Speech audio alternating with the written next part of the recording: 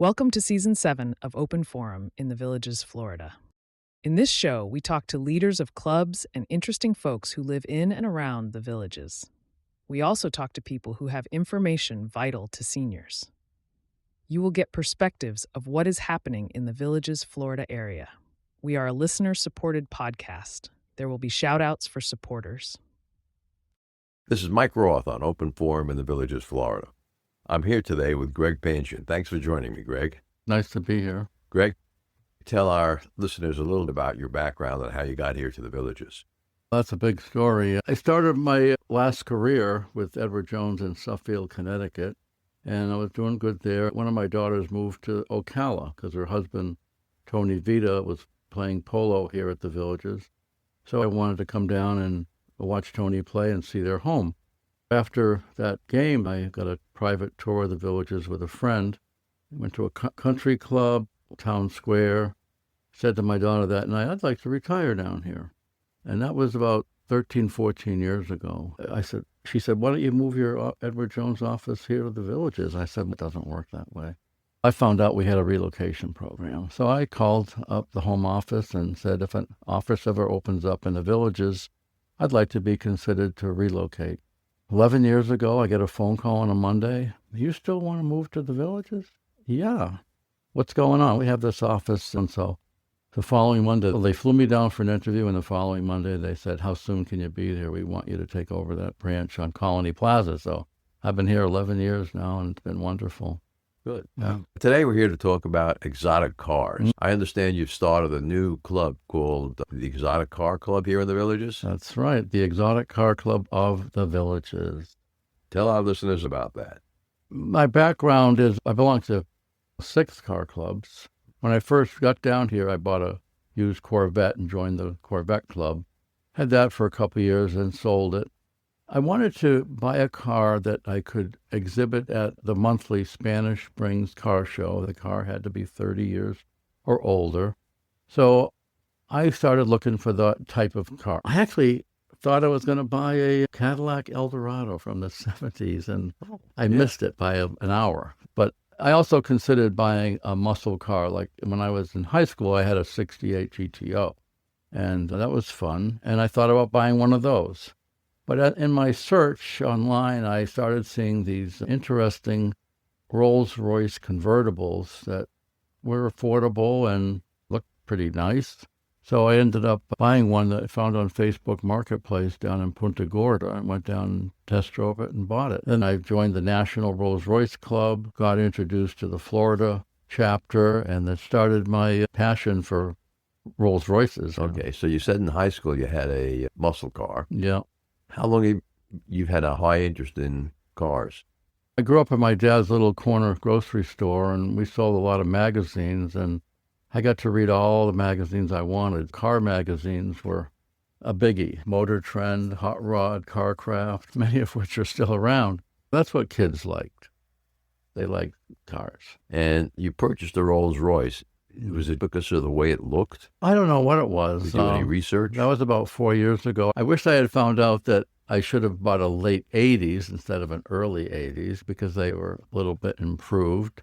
The nice thing about it is I love going to Spanish Springs Town Square, sitting there, and I could talk for 5 hours to people about that car. They will tell me a story about a Rolls-Royce, ask questions, or say, can I have my picture taken with it? I see so many smiles from that. I get a kick out of it. That's fun. Sure. Oh, they're great. Yeah, clubs are social events. Mainly social events, sure. Yeah, just we happen to have cars as a side thing. This keeps you busy. It also allows you to meet other people. It's a social thing. That's why they call it 3,000 social clubs. The car club is a social club. Oh, they call it 3,000. Clubs and activities. I took the trouble once of finding out how many activities and how many clubs. There were about 500 activities in the list. Shuffleboard at a rec center is an activity, not a social club. Yeah. So you bought this 30-year-old Rolls-Royce in Pagoda. And when you took it to the local Rolls-Royce repair shop, what did you discover? Oh, boy. I wished I had done my due diligence because it's been very expensive, but I took it to a local mechanic, and he said, I can work on these. And then I said, I'm going to bring it to a gentleman near Orlando that works on these. He put it up on the lift and said, "You need $15,000 worth of service on this." I said, "What?" So I said, "Thank you very much," and went back to the local gentleman and had him do work. It cost me a lot more than 15 from the local guy, and he didn't do half as much as what the guy in Orlando that would have done. That car's been very expensive. What do they cost you on an hourly maintenance basis, cost per hour to maintain a Rolls Royce? I paid $62,000 for that car, and I probably put half of it back into it. It's worth less than what I paid for it. But there's nothing wrong with it right now. It's running fine. Well, right now, that's the story of all cars. Right now, they're running fine. Give them some time, and something else will go wrong. If your Rolls Royce needed service, where would you take it? I would bring it back to the gentleman in Orlando area. Have you found any problems getting spare parts for a Rolls Royce? I haven't had problems, but I understand there's a problem with the gas tanks on those, that they do rust out, apparently. I guess there's a way of coating them or something. Yeah, I've heard of coating gas tanks, but they got to take... I don't have it for sale at the moment, but I'm pretty close to giving it to a consignment place to sell it. Which one were you thinking of using? There's a gentleman on the West Coast that actually repairs them. He's a higher-end shop, and he said, "I can sell it for you." Out in L.A., when I was living there in the 80s, there were quite a few Cornishes around. Oh, it's a beautiful car. Yeah, we had a guy in our Mercedes club in L.A. that had one. He owned a pizza shop. On Sundays, when the shopping center was closed, we would do road rallies in his parking lot. I remember we were driving the Mercedes around a big chicane, a big circle. Then he said, "Let me show you what this Rolls Royce can do." He drives the Corniche around the circle so hard and fast that the hubcaps fly, or we're chasing down hubcaps. Just at a Rolls Royce event this past weekend with the Florida Club, and one of the members told me he had just bought 3 Corniches, and now he owns every generation. He's got quite a car collection himself. We talked about people who used to own them. Lady Gaga, Frank Sinatra, many movie stars wanted to own that car when it came out. It was very popular. Back to talking about your exotic car club. How many members do you have now? We have somewhere around 20. We had our first meeting last month, and we had 7 attend.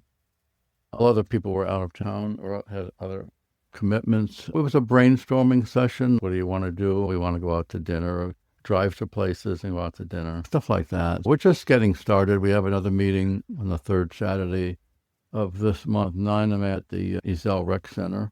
What brands do you have in the exotic? Well, when we were at our first meeting, we had a McLaren, a Ferrari, a couple of Bentleys, and my Rolls Dawn, which qualifies me to be a member.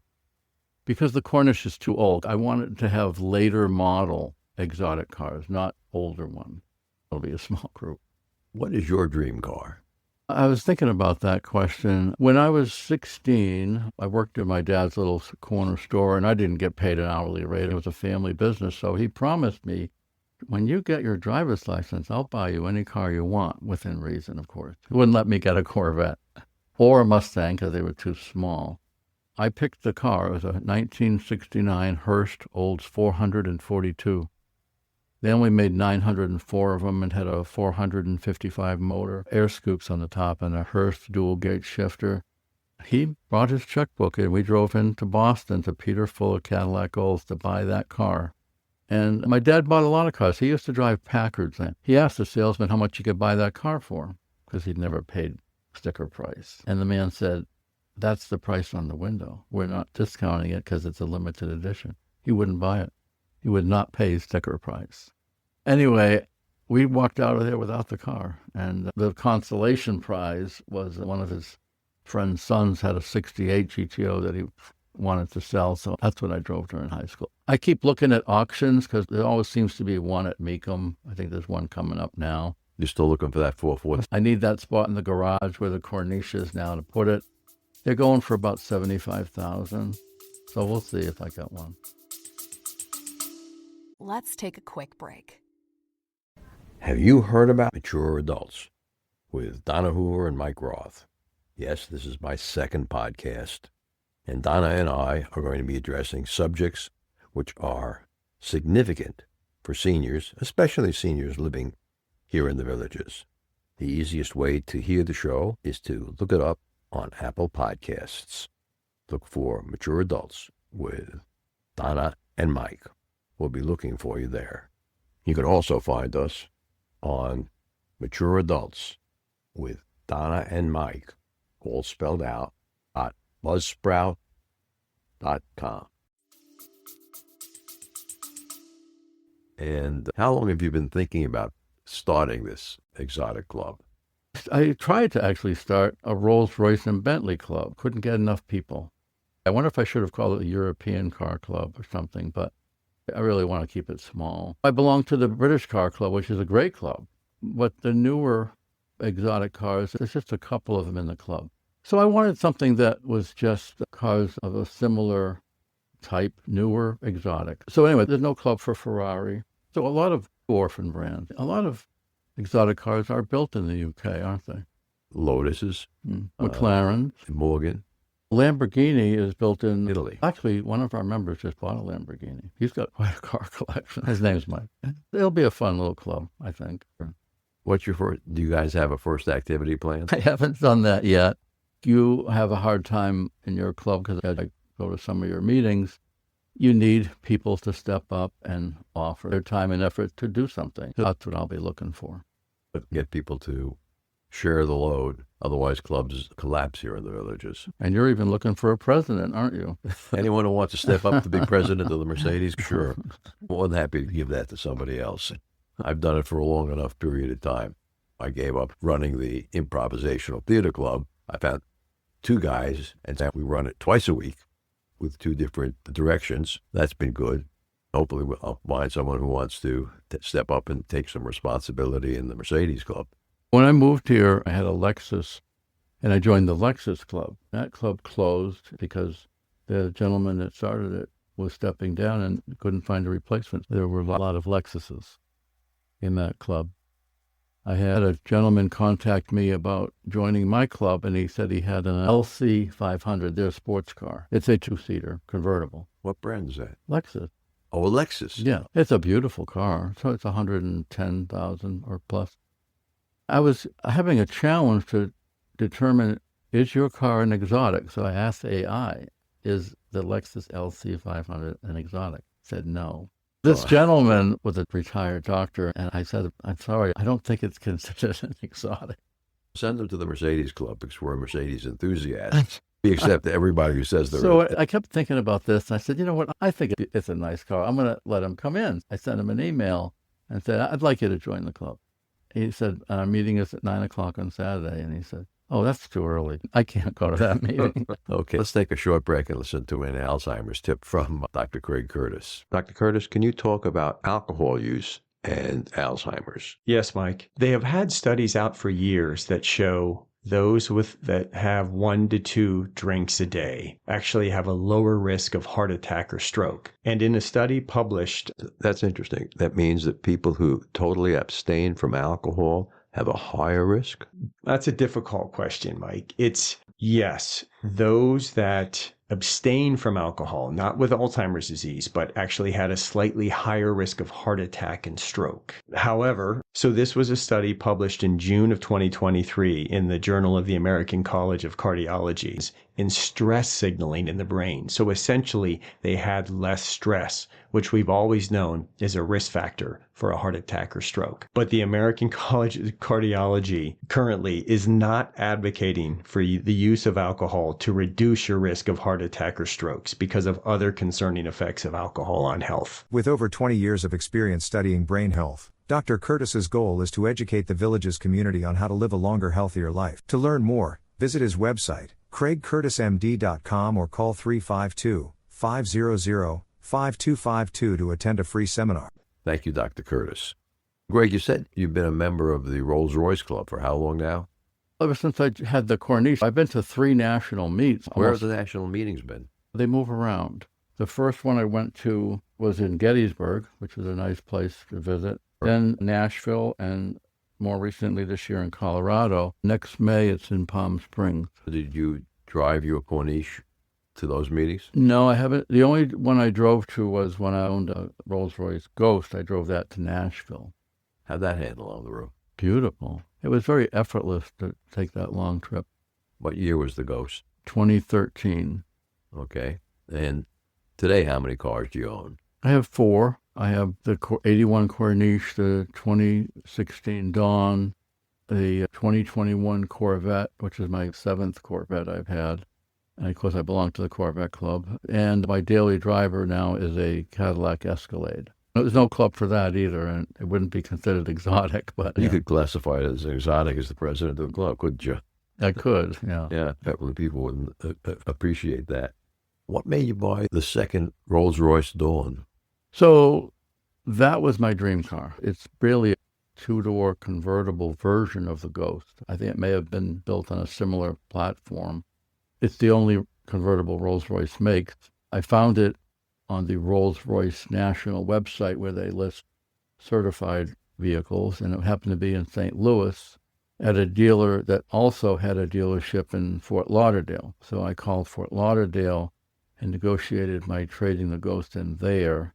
Then they shipped it from St. Louis to Fort Lauderdale, where I picked it up. I drove it back. I went down there and drove my Ghost down, traded in, and drove the Dawn back. So how many miles on this Dawn? I think it's just got 18,000 now. And it has a 2-year Rolls-Royce warranty and service plan, too. I don't really like owning those without a warranty or some kind of a warranty. So we'll see what happens in a year and a half. I know I can buy an extended warranty through Rolls-Royce, which I did for the Ghost when that had run out of its 2-year warranty. So that's 4 cars. Most homes in the villages have a 2.5-car garage. How do you come up with the extra garage spaces? I have a 3-car garage. I don't have a golf cart or a golf cart garage. When I built this house in St. Catherine, I was able to make it a 3-car. So my daily driver, the Escalade, has to sit outside. Did you buy that one new? No, that was a pre-owned. I don't usually buy new cars. I buy pre-owned. Okay. Do you have your eye on what your next car purchase might be? I mentioned before that Hurst Olds 442. When I was at this Florida get-together with the Florida group this past weekend, there was one there, one of the 904. I asked the owner, who's a billionaire with a car collection, would you consider selling that? He says, they'll all be for sale when I pass away. But that commonly happens.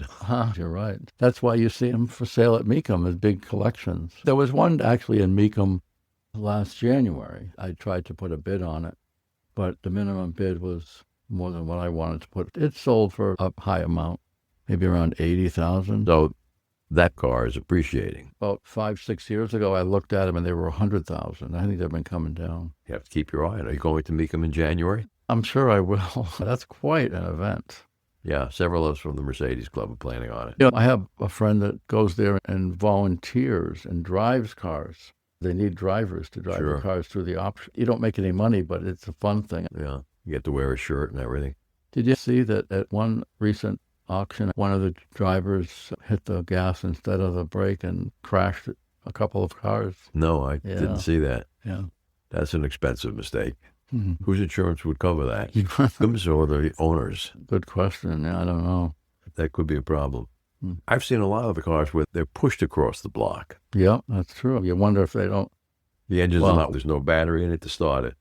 Did you take a visit to the Rolls-Royce factory in England? Yeah, that was quite an experience. Because I had bought a car from the Rolls-Royce dealer in Orlando, Fields, which is quite a dealership. They have Rolls-Royce, Bentleys, and Lamborghinis there at that location. When I knew I was going to London last summer, I emailed the factory and said, I'm going to be here this week to arrange a visit. Instead of getting contact from them, I got a contact from the dealer. They said, we handle the arrangements for this. So I gave them the information and was all set to go. And the day before I'm flying to London, I get an email from the dealer apologizing, saying they didn't get the paperwork in time, so they can't go. I sent the factory another email and explained what happened, what I thought had happened.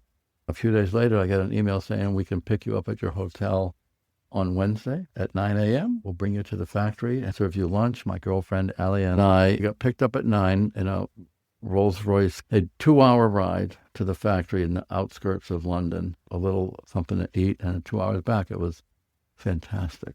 You got to see the real production line? The most interesting things you saw? We went into the room that's like a humidor to keep the wood moist. And then there was a number of sewing machines with the leather being stitched and so on, and big cutting machines that were in operation. And what a popular option is those lights in the ceiling. The stars and lights. So we were actually right there while someone was punching them into the liner. We didn't see any cars being married where they marry the name to the, but we were at this point where they were going to be putting together an electric one because they make an electric car. Yeah. Matter of fact, the production of the Dawn ended, so they needed that production line because they've limited themselves to only 6,000 cars a year in the facility. I heard recently they were going to do a little expansion to increase it to another 500. How many shifts a day does the plant operate? I'm not sure. But there is a really good video on YouTube showing that facility and almost any other facility that you want to see how cars are built. Yeah, I noticed some of the Mercedes ones aren't Mercedes factories in Germany. They're Mercedes factories in China. Oh, really? I toured the one in Stuttgart. Did you? And the amount of automation was amazing. In fact, most of the assembly points, I didn't see human beings. The only time you saw human beings was when something went wrong, an alarm bell goes off, and all of a sudden 15 guys and ladies come running to that place where the alarm went off, or at the end of the assembly line where they're checking the final quality. Third place was the programming room. What Mercedes was doing was every car was coming off the assembly line and going to a programming station where they programmed that car for the country it was going to, and the features it had. It seemed like a lot of different programs were required. Yeah. I just read an article that Mercedes has a level 4 self-driving that they're going to be introducing in China, and it's in an S-Class. The S-Class level 4 was released self-driving for a certain number of highways in Nevada and California. But the number of roads that it is in level 4 self-driving was very limited. There were speed restrictions as well, at least on the first generation a couple of years ago. I don't know what they're doing now. I'm not a great believer in self-driving right now. Too many accidents, whether it's a Wemo hitting a cat or passing school buses with stoplights. Self-driving is a very, extremely complicated problem. My Escalade has Super Cruise, and I've had to take control over it a few times. Have you? Yeah. Fine. When you're on a road and the road markings are missing, the self-driving features fail. Yep. I had one case where it tried to drive me off the road because the road markings disappeared. One with my Super Cruise, and the road markings were okay. Yeah, they depend on, at least in Teslas, 100% on cameras. And cameras can get dirty. Road debris can hit the camera. A bug could totally obscure the vision. Right. I think it'll be a few years before the manufacturers use multiple technologies to avoid those problems. And you're going up north in a couple of days, snow and rain, definitely obscure visibility. And I'm curious how they handle ice, because as a human being, you would react differently than a computer might. Yeah. It's an interesting technology problem. Yeah, it is. So you haven't picked it, besides the 442, which is hard to find. Actually, I was surprised that I bought this Escalade a couple months ago, but I really like it a lot. And I would like to upgrade once the prices come down to the electric Escalade, the IQ, I think it's called. They're 9,000 pounds of batteries in that. Yeah, but they're too expensive. I don't like paying retail for new cars, so I like to buy them after the third depreciation at least. What is the retail on the battery-powered Escalade now? Well, as there's 4 different versions, I think they're around 120 to 140. I'd like to see them below 100, way into the 100s, you know. Well, below 100. The depreciation on the electrics being as high as it is. It should happen pretty soon. Yeah, it should happen. You got a 2-year-old certified pre-owned. Yep, that's what I'm looking for. How did you happen to buy the Escalade? I wasn't on my radar, but I was driving an X7 and I started seeing these Range Rovers on the highway. I said, what a beautiful vehicle that is. So I started my Google and YouTube reviews, and they were comparing it against the Escalade. I started watching Escalade reviews and saw one down in Orlando. I made an appointment to go down and test drive it. And liked it, so I traded my X7 for it. I could see myself keeping this Escalade for a while, at least until I find something new.